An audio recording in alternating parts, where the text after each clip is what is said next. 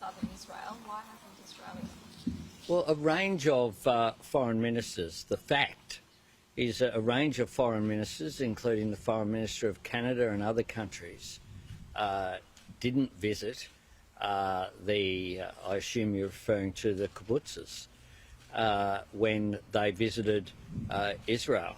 Penny Wong is visiting Israel. She's speaking to the family and friends of the hostages, both those people who have been released, but also the families who quite rightly want people released. Australia reiterates our call for every single hostage to be released unconditionally and immediately.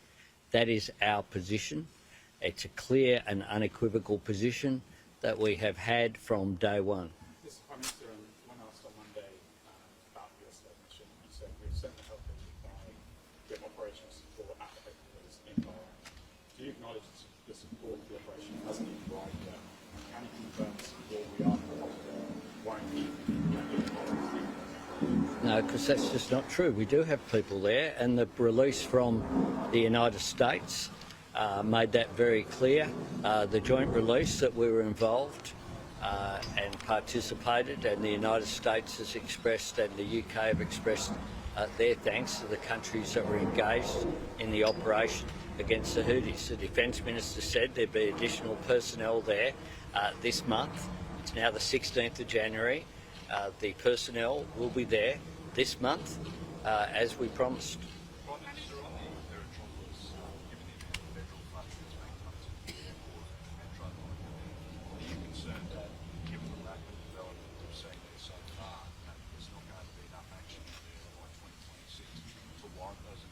There'll be action on the ground, and I'm confident that I'll work constructively with the Premier of New South Wales and with the private sector to make sure that the vision that is there for the Aerotropolis, one that I've been a long-term advocate of, is delivered.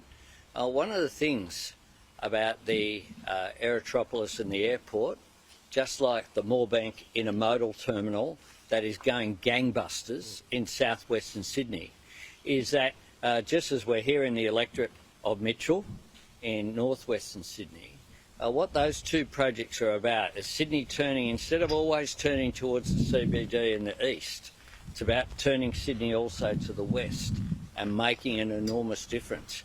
They're exciting projects. I've been to the airport and seen the development that's there.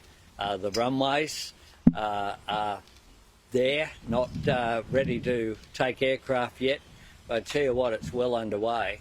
And the airport terminals, a lot of the work that occurs in a construction is under the ground. The baggage handling, all of that work is happening there. And it's like with any infrastructure project, if you have a look at it at the very beginning, it appears to be slower.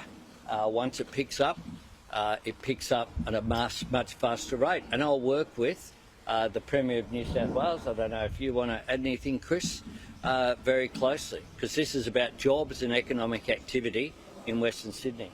Sure. Thanks, Anthony. Yeah, look, I mean, we are committed to this project. If you look at state and Commonwealth funding for this region of Sydney, over $5 billion for the airport, over $10 billion for the metro, hundreds of millions of dollars for new road upgrades in that part of New South Wales. The Mamre Road Industrial Zone, or area, which will be a commercial manufacturing zone for Sydney, is located between the intermodal and the second airport. And our big message to firms in Australia and around the world is that we're open for business.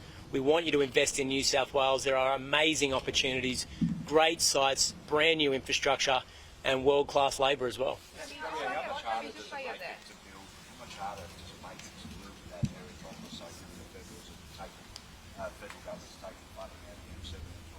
No, we can do it, and we're working with the Commonwealth Government on a whole range of funding agreements. The state and the Commonwealth are already in joint funding agreement on the metro, on the airport, and a whole bunch of road and infrastructure projects. I don't expect that to be the limit of state Commonwealth funding support, and together we're going to deliver a world-class new region, not just for New South Wales but for the entire country.